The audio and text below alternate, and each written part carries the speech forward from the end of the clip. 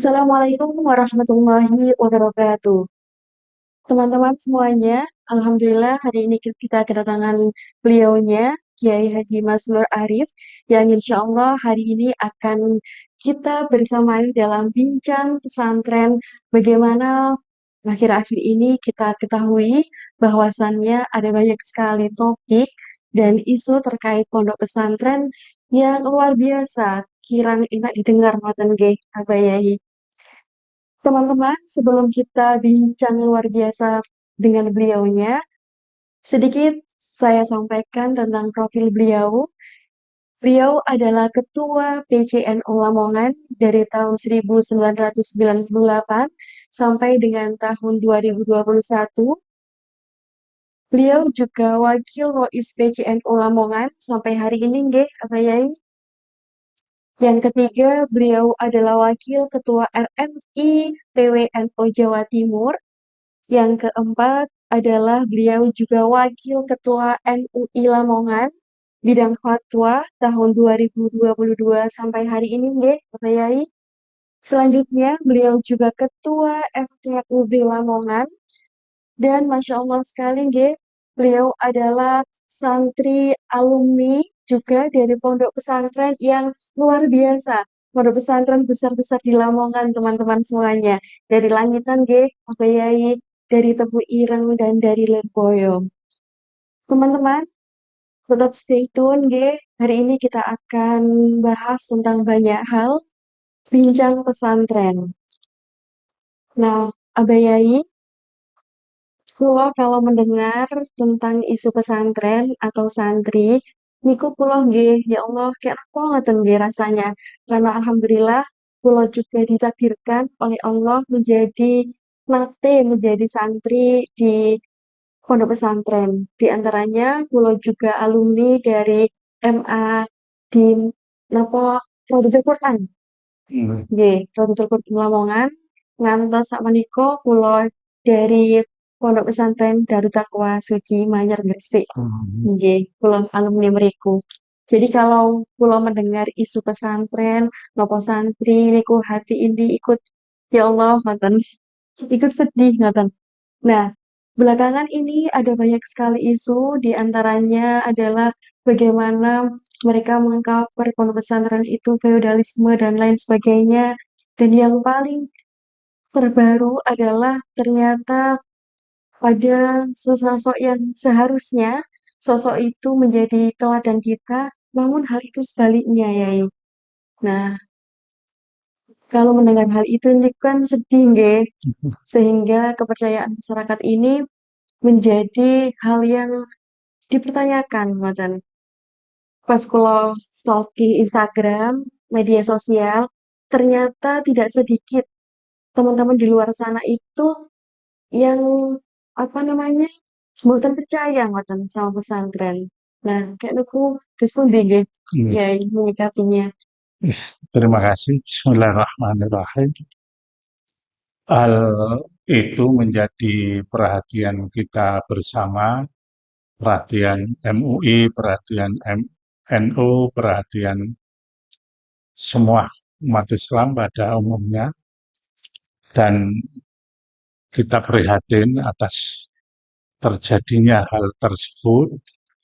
Bahkan, mohon maaf, saya secara pribadi mengkutuk atas oknum yang mengatasnamakan kiai, pengasuh pesantren, kemudian dengan status sosial yang terhormat itu dipakai untuk, mohon maaf, membohongi, menipu umat dalam menjalankan aksi kejahatannya. Oleh karena itu, kita mohon kepada pemerintah, terutama pada penegak hukum, agar diusut tuntas-tuntasnya sesuai dengan peraturan yang berlaku.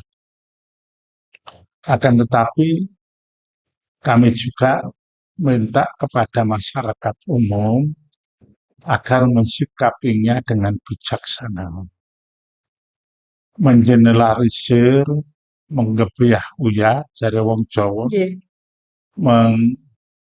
menyamaratakan semua pesantren akibat kesalahan seseorang atau beberapa oknum itu perbuatan yang tidak bijak, yang tidak adil, yang tidak fair. Ada puluhan ribu pesantren di Indonesia ini yang masih istiqomah, konsisten memberikan pendidikan agama kepada generasi muda, menanamkan akhlakul karimah kepada mereka-mereka dan memberikan kontribusi besar terhadap pembangunan moral bagi bangsa ini. Oleh karena itu kami mengajak kepada masyarakat umum atas peristiwa ini kita jadikan sebuah momentum untuk mengevaluasi diri, untuk muhasabah ke depan agar tidak terulang lagi dan ke depan pengelolaan pesantren ini agar lebih baik, agar lebih profesional. Saya kira itu untuk yang ini. Nggih, Baik Kiai, kula sangat sepakat sangat saking jenengan yang jenengan sampaikan bahwasannya tidak boleh mengeneralisir, nggih. Bahwasannya kita ada puluhan pesantren bahkan ratusan pesantren yang mana itu telah dengan istiqomah, dengan konsisten mendidik umat di tengah peradaban ini, ngoten. Nah, bagaimana kita itu mengatasi atau kita orang tua ini itu masih percaya ngoten Yai dengan pesantren-pesantren yang memang bisa kita pilih untuk menjadi rumah kedua bagi anak-anak kita. Nah, itu adakah hal yang bisa kita lakukan, hal yang bisa kita jadikan pedoman terkait memondokkan anak ngoten? Kadang kalau orang kalau sosok orang tua itu sebelumnya pernah mondok nggih, ngapunten, itu insya Allah akan lebih bisa semerap ngoten. Oh, ternyata ngeten ngeten dari pondok sini ke sini. Insya Allah beliau sampun semerap. Nah, tantangannya ini berada pada orang-orang awam atau masyarakat awam yang pengen mondokkan anaknya ngoten. Oke. Terima kasih. Jadi begini, seperti yang tadi saya sampaikan, bahwa kejadian yang sekarang lagi viral ini tidak bisa dijadikan tolok ukur kemudian kita memahami secara general ada pada pondok-pondok secara keseluruhan. Uh, Terkait dengan keberadaan pesantren, apakah masih menjadi sebuah alternatif lembaga pendidikan yang baik bagi generasi bangsa depan? Menurut hemat kami, pesantren ini masih relevan sekali sebagai lembaga pendidikan dalam rangka khususnya membimbing moral bangsa negeri kita. Ada 3 alasan. Pesantren ini satu-satunya lembaga pendidikan yang telah mendidik generasi muda secara komprehensif. Satu-satunya lembaga yang mengejawantahkan, yang merealisasikan 2 doa Nabi Ibrahim untuk anak-anaknya. Yang pertama, bigulamin alimin. Wabasyarhu bigulamin alim. Jadi pesantren ini mendidik santri dengan ilmu pengetahuan sehingga menjadi alim, menjadi pintar. Pintar ekonomi, pintar kesehatan, pintar pendidikan, pintar matematika, dan lain-lain sebagainya. Tapi juga bigulamin halimin. Wabasyarnahu bigulamin halimin. Pesantren juga mendidik santri-santrinya, murid-muridnya dengan ilmu agama, sehingga menjadi anak didik generasi yang halim, yang berperilaku benar, yang bermoral, berakhlak, berbudi pekerti, luhur. Dua bahasa ini kalau kita satukan kan akhirnya melahirkan generasi yang alimun, pintar, juga halim, benar dan pintar. Inilah yang sebenarnya dikehendaki oleh Undang-Undang Dasar 1945. Tidak hanya mendidik anak untuk cerdas secara zahir, tapi juga cerdas secara spiritual. Yang kedua, sampai hari ini pesantren ini menjadi gerbong Islam modern, Islam wasatiyah. Dari rahim pesantren lahir tokoh-tokoh besar dalam mengusir penjajah dan mengisi kemerdekaan. Seperti Hadratus Syekh Kiai Haji Muhammad Hasyim Asy'ari, Kiai Wahab, Kiai Bisri Samsuri, Kiai Samsul Arifin, Kiai Haji Abdullah Abbas, Kiai Haji Yusuf Hasim, Kiai Haji Salmatu, dan lain-lain. Ini semua tokoh-tokoh besar produk pesantren yang memiliki kontribusi besar terhadap pembangunan keindonesiaan ini. Dan ini tidak bisa dipungkiri. Kurikulum pesantren, terutama yang pesantren di lingkungan NU, Yeah.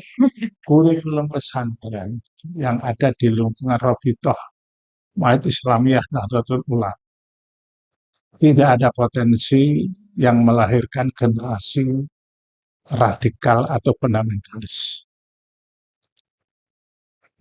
Kajian-kajian tekstual yang dilakukan oleh LBM itu, Lembaga Bahsul Masail itu selalu dilenturkan, diiringi dengan kajian-kajian tasawuf yang berintikan tentang kearifan, kesadaran, pembelajaran spiritual atau moral.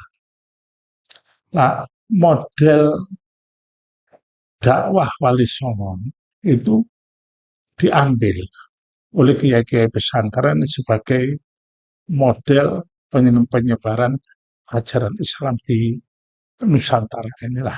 Model dakwah yang moderat ini ternyata efektif untuk menyadarkan masyarakat dan membawa masyarakat ini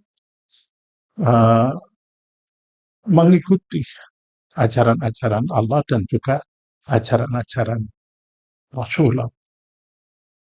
Ini yang ketiga. Kemudian saya mengatakan, saya menjamin bahwa pesantren ini masih relevan sekali untuk menjadi pendidikan pilihan bagi orang tua untuk anak-anak. Saya memahami pesantren ini sebuah lembaga pendidikan yang menerapkan model pendidikan secara komprehensif, tidak hanya kognitif. Sistem pendidikan yang kognitif itu hanya akan melahirkan orang-orang tahu banyak, tahu segalanya, tapi tidak cukup mendorong orang untuk melakukan banyak. Ya mohon maaf lah, sistem pendidikan kita ini kan masih terlalu kognitif. Akibatnya menciptakan orang tahu banyak hal. Tapi ketika dituntut untuk melakukan banyak hal, kita tidak cukup punya kemampuan. Tidak punya cukup kemampuan. Kenapa? Tidak ada mau untuk melakukan sesuatu. Ilmu kita tidak mendorong untuk melakukan banyak hal. Karena yang dibangun hanya kognitifnya saja. Tanpa dibarengi dengan pembangunan jiwa, semangat, yang untuk merasakan mubasyirah, merasakan dalam suasana proses pembelajaran secara langsung. Lah, pesantren memberikan model pendidikan yang cukup bagus sekali. Banyak dengan yang alumni benar saja tahu persis Pesantren tidak hanya memerintahkan santrinya menghafalkan kategori-kategori, definisi-definisi,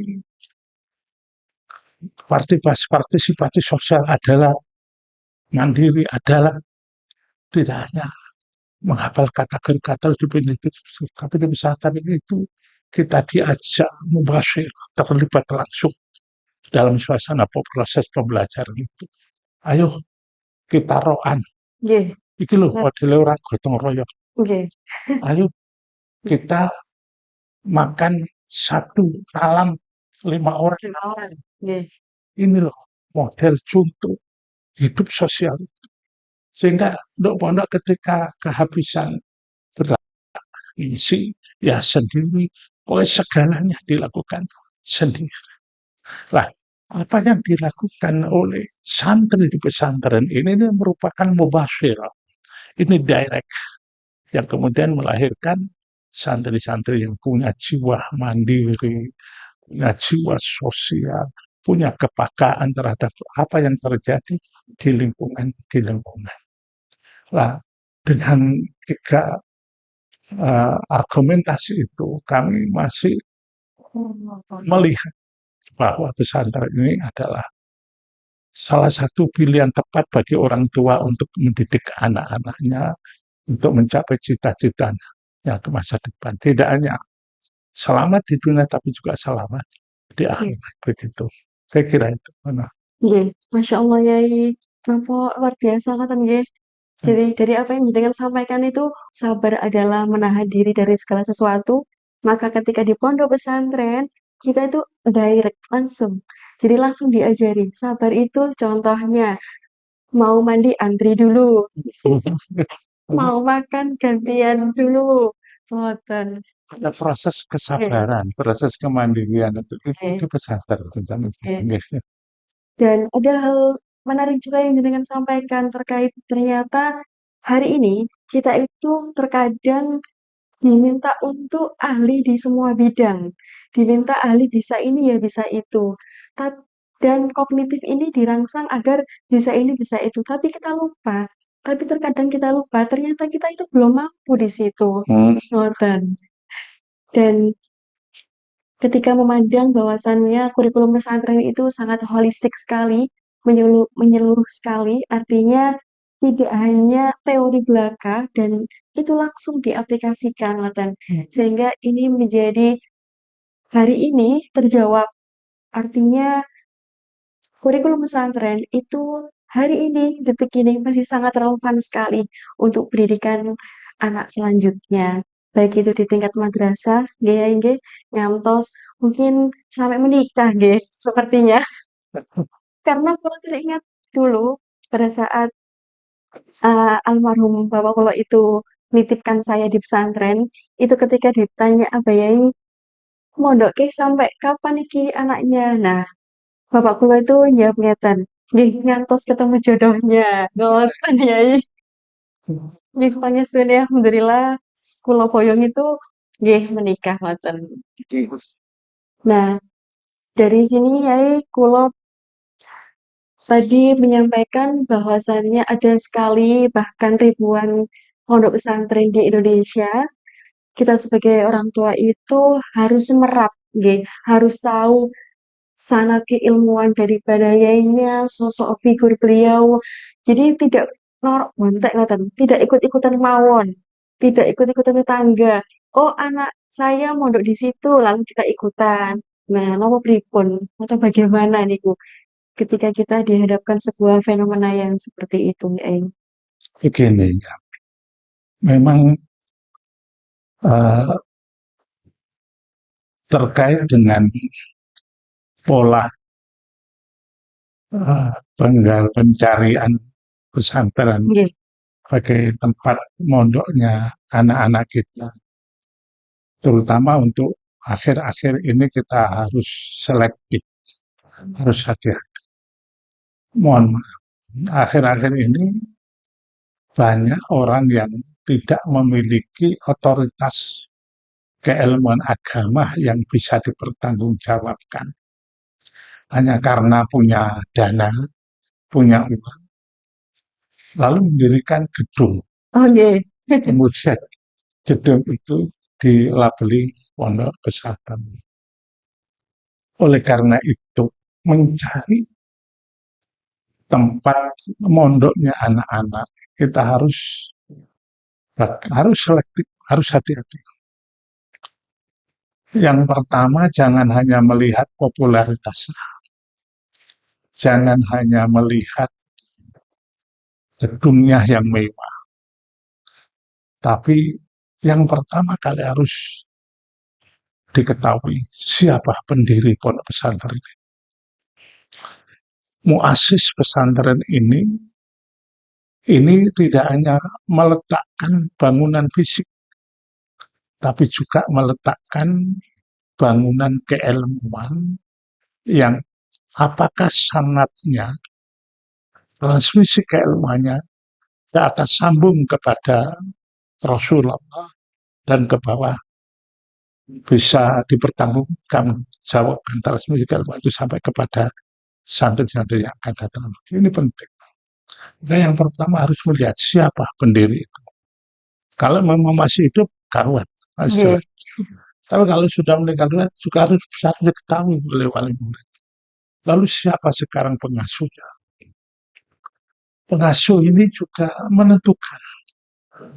Karena ilmu agama itu tidak hanya transfer dari seorang guru kepada murid.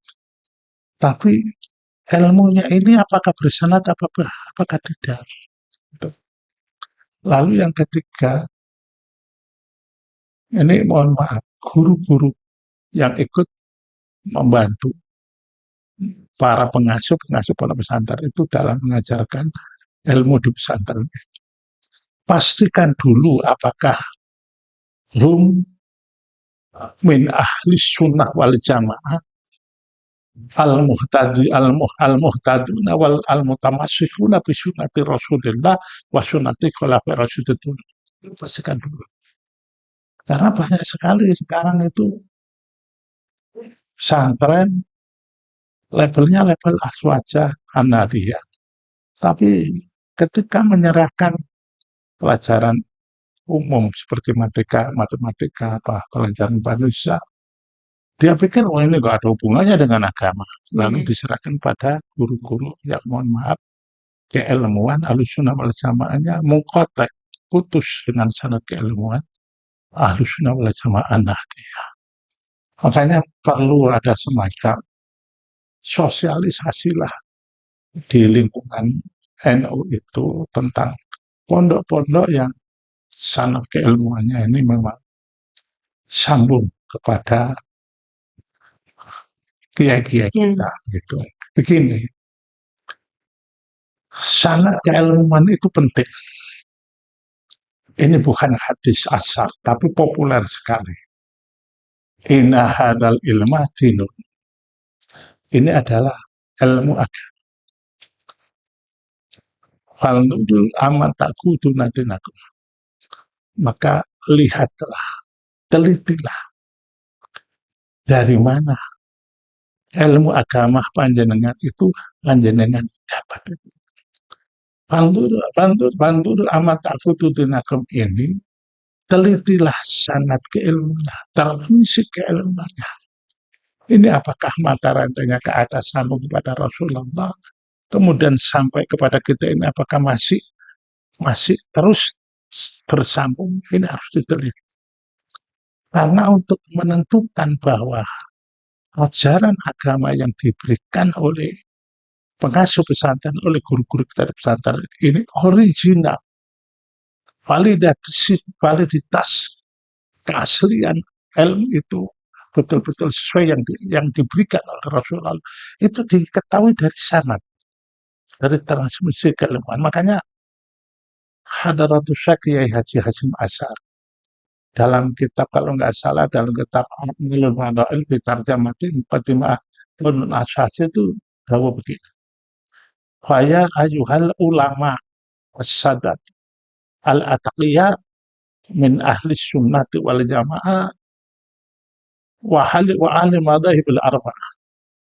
Antum qad aqadtumul uluma mimman qablakum Waman qablakum mimman qablahum bittisol sanadin ilaikum wa tanduru aman takhuduna dinakum.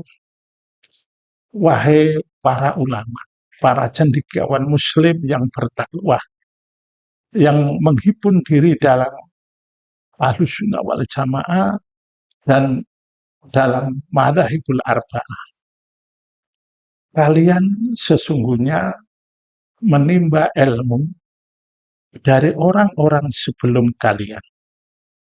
Dan orang-orang sebelum kalian menimba ilmu pada orang-orang sebelumnya.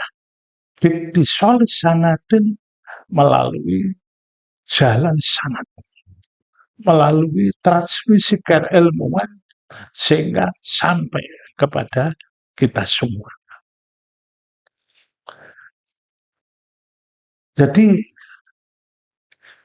sanad keilmuan ini mutlak di dalam ilmu agama. Tidak boleh, tidak. Dan Hadratus Syekh mengatakan bahwa pesantren ini satu-satunya lembaga pendidikan yang menjaga sanad keilmuan, yang menjaga transmisi keilmuan itu. Saya belum mengatakan begini, antum khazanatuha wa abwabuha. Kalian ini adalah pengasuh pesantren, pengurus NU, adalah menjadi gudangnya ilmu dan pintu masuknya ilmu. Gudangnya ilmu itu artinya menjadi sumber ilmu agama. Pintu masuknya ilmu itu artinya yang menjaga jalan lalu lintas transmisi keilmuan agama. Itu pesantren.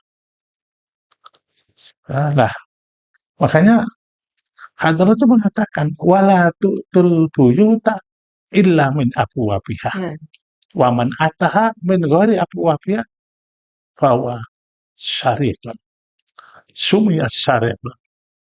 Oleh karena itu kalian harus masuk pintu, kalian harus masuk rumah atau jangan sekali-kali masuk rumah kecuali melalui pintu. Orang yang masuk rumah tidak melalui pintunya itu disebut pencuri. Lah, para penyebar ilmu tanpa sanad, tanpa transmisi keilmuan yang jelas, itu disebut maling, disebut pencuri. Dan para pencuri ilmu itu bahaya sekali. Hadrat mengatakan fa'inna man qad hada bi haral fitani wa akhadul bid'ah duna sunati. Pencuri-pencuri ilmu ini, yaitu orang yang menyebar ilmu tanpa sanad, tanpa transmisi keilmuan ini, tidak malah mencerdaskan, mencerahkan umat Islam, tapi malah justru menyebarkan lautan fitnah dalam kehidupan beragama. Gampang ngapirno uang, titik-titik bid'ah, titik-titik syirik, titik-titik khurafat dan lain sebagainya. Wa hadil bid'atun sunnah. Mereka itu adalah sebenarnya pelaku bid'ah, bukan mengambil sunnah. Faqallabul haqa'iqa, mereka itu memutarbalikkan kebenaran. Wangkaru ma'rufan, memungkarkan barang yang ma'ruf, wa'araf mungkaran, dan memarufkan barang yang mungkar. Memutarbalikkan kebenaran. Wa yad'u ilal kitabi walaisu minhu syai'un. Walaisu minhu fi syai'in. Mereka jargonnya mengajak kembali kepada Quran dan hadis. Padahal dari kata sedikit pun, sekali lagi, sedikit pun mereka itu tidak kembali kepada Al-Quran dan hadis itu. Bahkan Hajar mengatakan orang-orang yang terkalahkan oleh celaka, orang-orang yang tidak mendapatkan hidayah oleh Allah, akan tertarik mengikuti gerakan mereka. Nah, makanya pilihan pesantren sebagai pendidikan anak-anak, pendidikan agama anak-anak kita, itu tepat sekali. Karena apa? Hanya pesantren yang menjaga originalitas keilmuan agama ini yang betul-betul bersumber dari Rasulullah melalui sistem sanad, melalui transmisi keilmuan yang mutawatir, yang berkesinambungan. Tentang ini makanya ya mohon maaf ya kalau memang ada kejadian yang viral kemarin itu, Nggih, ini musibah ya. dan kita ikut prihatin atas semuanya itu.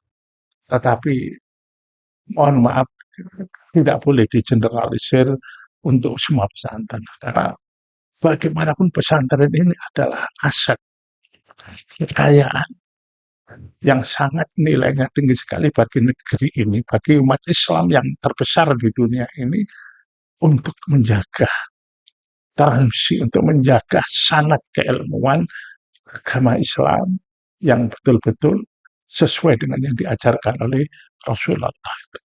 Makanya pesantren adalah salah satu pilihan yang sangat penting, yang sangat benar sekali bagi pendidikan agama anak itu. Saya kira itu. Untuk Iya. Nggih, terima kasih banyak ya ya. Ternyata ada banyak hal yang jenengan sampaikan itu malah tertarik untuk kita bahas selanjutnya. Ngoten Yai. Di antaranya itu bagaimana sepertinya kita tadi yang Bapak Yai sampaikan itu kan pada tindakan seperti halnya sosialisasi mungkin. Jadi sosialisasi tentang tindakan preventif atau pencegahan kepada masyarakat luas. Jadi wacana tentang pondok pesantren, nah itu sepertinya kurang di masyarakat kita, Pak Yai. Jenengan artinya masyarakat luas itu kurang semerap, kurang mengetahui. Ternyata ada banyak pesantren yang tetap pada keilmuan dan transmisi keilmuannya itu jelas, tapi mereka masyarakat luas itu tidak tahu. Tahunya itu kalah dengan mereka-mereka yang tadi jenengan sampaikan itu lebih up gitu di dunia maya ataupun di dunia nyata gitu. Jadi artinya yang tadi jenengan sampaikan itu sepertinya harus ada sosialisasi iya, gitu. Atau bagaimana itu Abang Yai? Jadi agar masyarakat luas itu bisa tahu, bisa semerap secara langsung tentang ternyata banyak pilihan pesantren yang yang memang oke, benar-benar jelas sanad keilmuan dan figur kiainya dan lain sebagainya. Tapi banyak masyarakat itu yang tidak mengetahui akan hal ini. Itu juga jadi problem tersendiri, Mas Nabaya. ya, makanya literasi pesantren itu penting. Betul, nah, Literasi pesantren betul itu Bapak. penting, itulah. Jadi hal-hal yang selama ini masih belum terekspos Nggih, belum dan terekspos. itu menjadi potensi yang itu menjadi karakter pesantren yang perlu adanya dukungan sosialisasi oleh para pihak, Iya, terutama oleh RMI, oleh NU, oleh akademisi ya. Karena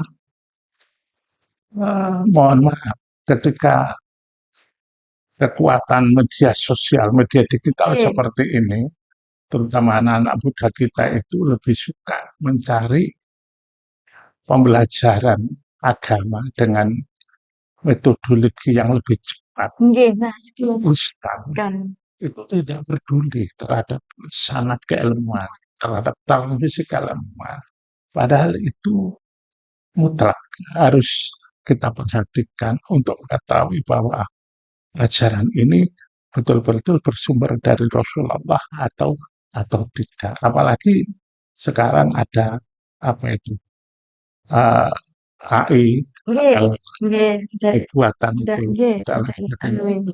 Ada Mbak Google Ada Mbak Google, dan lain-lain sebagainya. ada kayak gitu. Makanya MUI itu pernah kalau nggak salah mengeluarkan satu fatwa ya bahwa berguru agama langsung kepada Mbak Google atau pada media sosial secara langsung tanpa guru yang jelas itu kan tidak boleh, kan tidak boleh kan.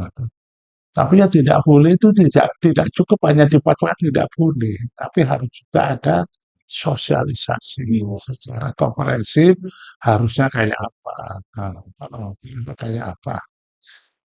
Maka Program-program seperti ini kan juga termasuk bagian Nggih. daripada sosialisasi, sosialisasi, sosialisasi itu gitu. Itu saya kira ya kita ke depan lebih mendalam lagi lah ada diskusi-diskusinya gitu.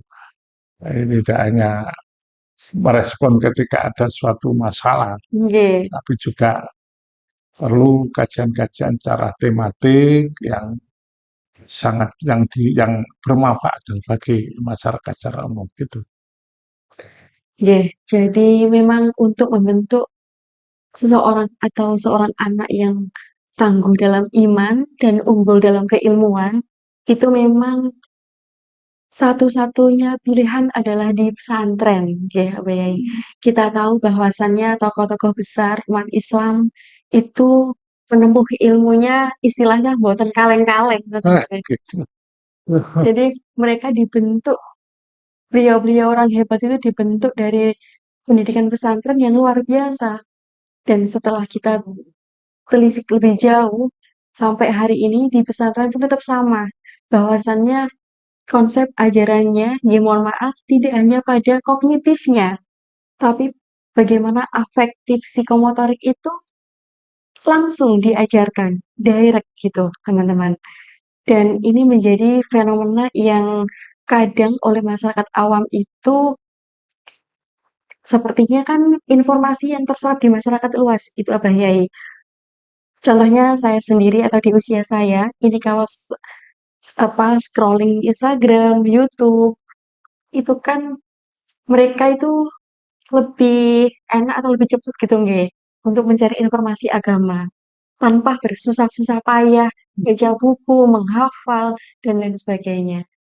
Dan kurikulum pesantren adalah jawaban daripada keresahan itu, nggih, Abah Yai. Nah, teman-teman semuanya, dimanapun berada, kita masih bersama dengan Abah Yai Hasil Arif.